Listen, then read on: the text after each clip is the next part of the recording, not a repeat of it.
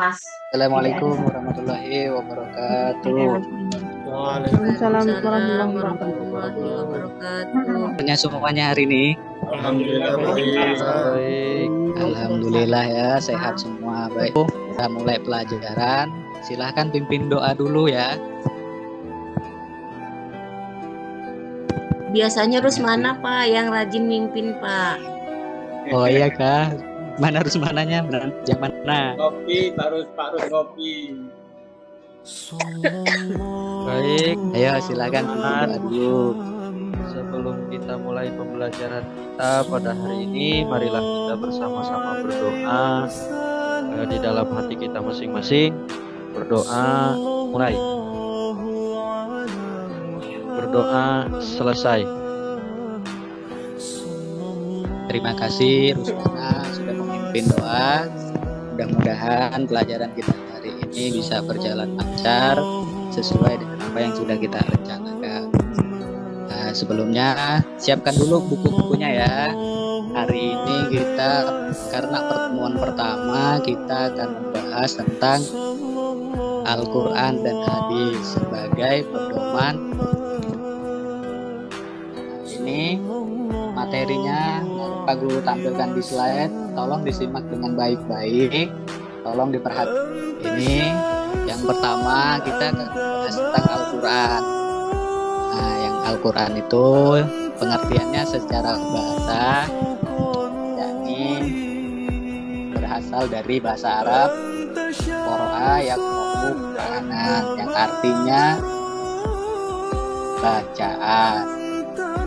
Nah, ini yang kedua, Al-Quran secara istilah.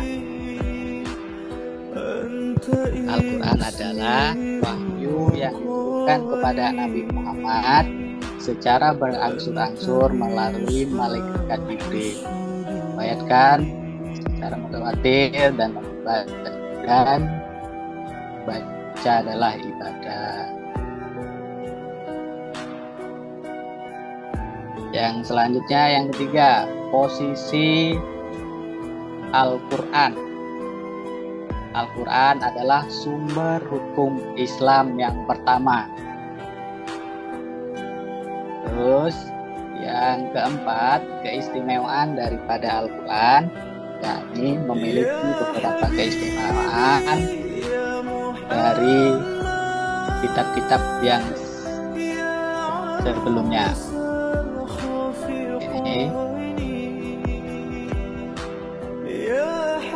Lanjut ya. Pertama, keistimewaan dan kelebihan Al-Quran.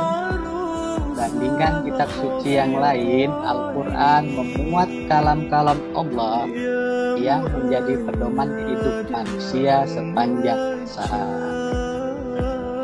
Yang kedua, Al-Quran adalah sumber ilmu pengetahuan, sehingga seluruh fenomena yang terjadi di alam semesta tidak akan pernah berlawanan dengan apa yang Allah ciptakan.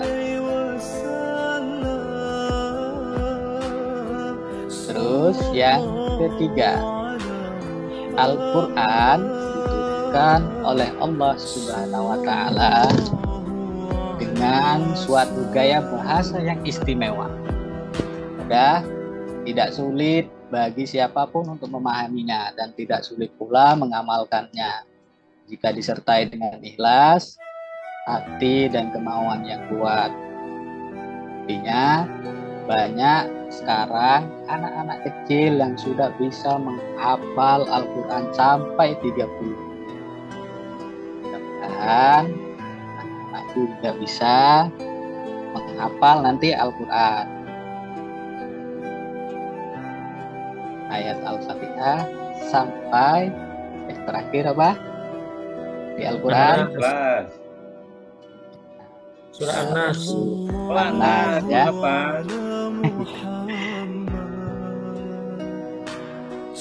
Sekarang lanjut lagi ya materinya.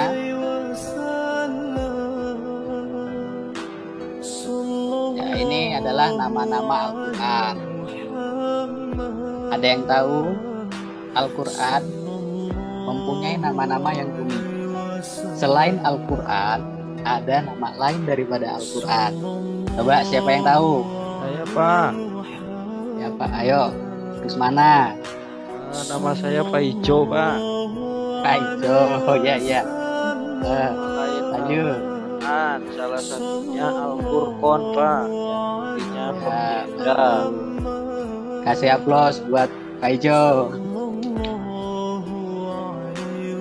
Nah, Al-Quran itu adalah bacaan yang kedua. Al-Quran juga mempunyai nama Alkitab, wahyu yang tertulis. Lanjut, ada yang tahu lagi?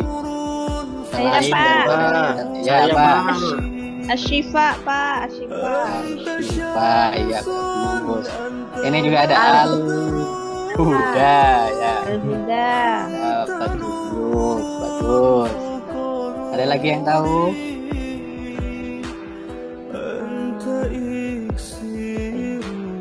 Belum belajar ya. Al-Bayan Pak, Al-Bayan. Al-Bayan. Nah, ini Ar-Rahmah. Al-Quran sebagai rahmat Allah. Good. An-Nur, Iya, penerang. Ar-Ruh, nama lain daripada Al-Quran, yakni penggerak.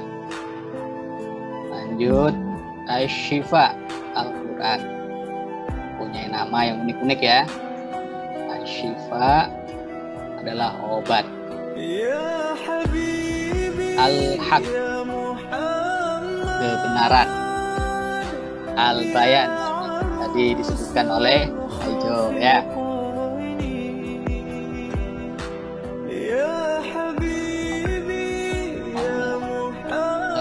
Pelajaran atau nasihat. Lanjut, Az-Zikir, Al-Quran juga mempunyai nama Az-Zikir sebagai pengingat. Yang terakhir ada An-Naba, itu sebagai berita. Sekarang lanjut lagi materinya mengenai Al-Quran sebagai mukjizat. Ini fungsi Al-Quran. Ada yang tahu fungsi daripada Al-Quran di dalam kehidupan kita sehari-hari? Sebagai pedoman, Pak, petunjuk. Nah, bagus. Nah, ini yang pertama sebagai pedoman hidup manusia. Al-Quran itu diturunkan sebagai petunjuk bagi manusia. Al-Quran merupakan pedoman sekaligus menjadi dasar hukum bagi manusia dalam mencapai kebahagiaan di dunia dan di akhirat. Terus yang kedua, Sebagai penyempurna kitab-kitab sebelumnya. nah iya bagus. Salah satunya yakni tujuannya diturunkan Al-Quran selain mengkoreksi kitab-kitab terdahulu dari tangan-tangan orang yang merubahnya, juga sebagai pembenar bahwa kitab-kitab terdahulu juga berasal dari Allah. Nah, kita sebagai umat muslim wajib mengimani kitab yang sebelumnya diturunkan oleh Allah.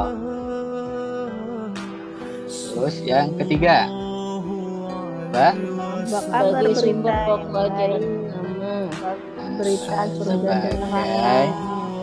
pembawa kabar gembira dan peringatan. Al-Quran membawa berita gembira bagi orang-orang yang beriman yang menjalankan perintah Allah dan menjauhi larangan Allah, dan menjadi peringatan bagi orang-orang yang mengingkarinya.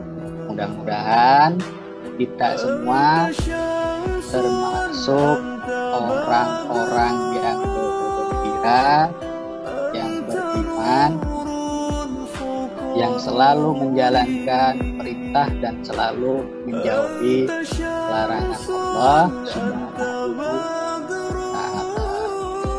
Nah, yang keempat, coba sebagai sumber pokok ajaran Islam. Nah, di dalamnya terdapat keterangan-keterangan yang dibutuhkan oleh manusia untuk mengolah alam semesta ini. Bahkan sumber pokok tersebut tidak hanya mengantarkan manusia untuk bahagia di dunia, tapi juga bahagia di akhirat. Alangkah beruntungnya kalau kita bisa menerapkan Al-Quran sebagai pedoman hidup kita. Kita tidak akan hanya bahagia di dunia, tetapi akan juga bahagia di akhirat.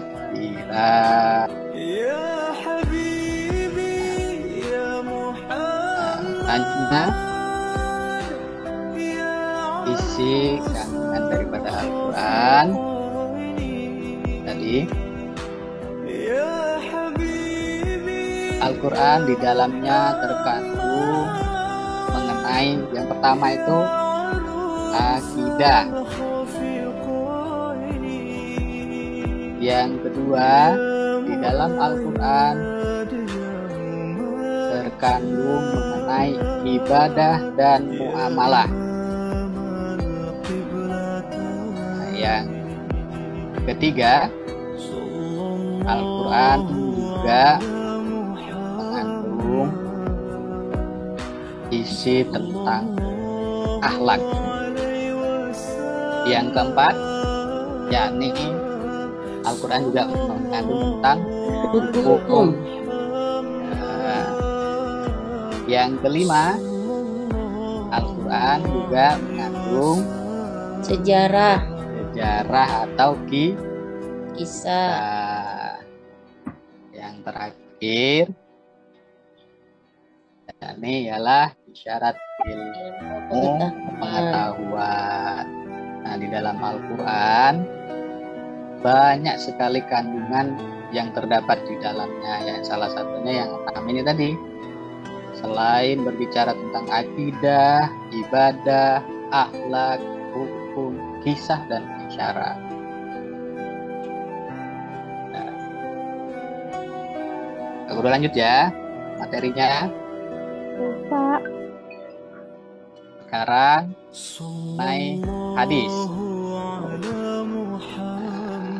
Hadis itu artinya adalah segala perkataan, perbuatan, ketetapan, dan persetujuan atau takrir dari Nabi Muhammad Sallallahu Alaihi Wasallam yang dijadikan ketetapan ataupun hukum dalam agama Islam. Secara bahasa, hadis berasal dari kata hadasa yang berarti baru. Secara bahasa, hadis berasal dari hadis juga berarti kata kabar, artinya berita, ya. Istilah lain yang identik dengan hadis adalah sunnah. Nah, kalau sunnah itu familiar ya di telinga kita. Apalagi sekarang biasanya anak-anak seusia kalian itu kalau malam Jumat biasanya sunnah itu dijadikan candaan, ya kan? Padahal sunnah itu yaitu tadi, baik itu perkataan, perbuatan, atau ketetapan yang bersumber dari Nabi Muhammad SAW.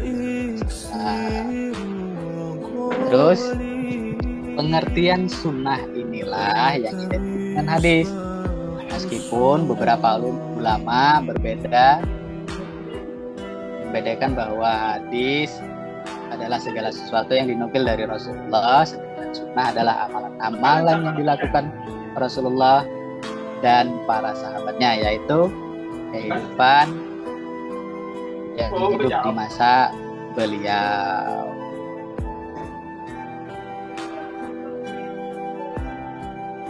Ini pembagian hadisnya ya, tolong disimak dengan baik. Ya tadi yang aku sampaikan yakni pertama yakni perkataan, yang kedua perbuatan, yang ketiga takrir atau mendiamkan, Yang keempat, himmah, sifat keadaan Rasulullah. Ingat baik-baik ya. Pembagian hadis itu tadi ada 4. Ini fungsi hadis. Lanjut ya materinya. Ada yang tahu fungsi daripada hadis?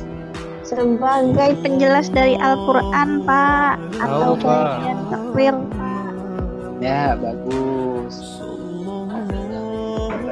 Ini ya, yang pertama mengukuhkan atau menguatkan hukum yang ada di dalam Al-Quran. Terus yang kedua, yang merinci ayat Al-Quran yang sifatnya mujmal atau global, Umum, Pak. yang umum gitu ya. Terus yang ketiga, menetapkan hukum yang belum ada di dalam Al-Quran. Terus yang keempat, Kalian al-nasakh, Pak. membatasi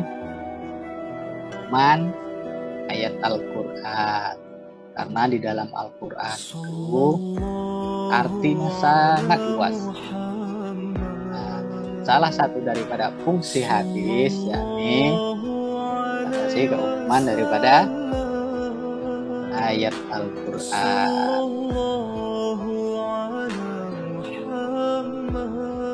Cara memfungsikan Al-Quran dan hadis dalam kehidupan kita sehari-hari. Salah satunya apa? Tahu? Nah, itu tadi, menjadikan Al-Quran dan hadis sebagai pedoman dalam kehidupan pribadi. Yang kedua, menjadikan Al-Quran dan hadis sebagai pedoman dalam kehidupan rumah tangga. Yang ketiga, menjadikan Al-Quran dan hadis sebagai pedoman dalam kehidupan bermasyarakat. Yang keempat, menjadikan Al-Quran dan hadis sebagai pedoman dalam kehidupan bermuamalah. Nah, sebetulnya banyak sekali fungsi daripada kita menjadikan Al-Quran dan hadis sebagai pedoman dalam kehidupan kita sehari-hari.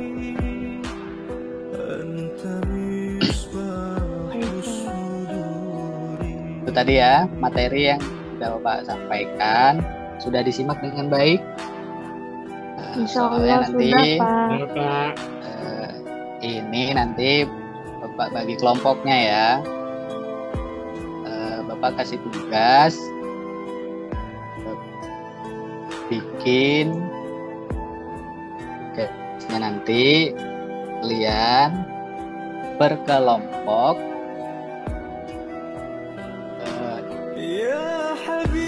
membuat contoh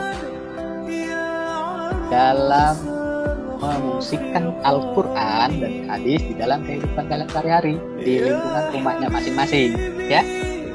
Ya Paham? Pak. Ya Pak. Nanti pertemuan selanjutnya tugasnya dikumpul, nanti akan Bapak koreksi. Mungkin itu saja yang bisa Bapak sampaikan di pertemuan kali ini. Bapak akhiri materi kita dan mudah-mudahan materi yang Bapak sampaikan hari ini bisa bermanfaat di kehidupan kita sehari-hari. Bapak akhiri. Assalamualaikum warahmatullahi wabarakatuh. Waalaikumsalam Waalaikumsalam warahmatullahi wabarakatuh.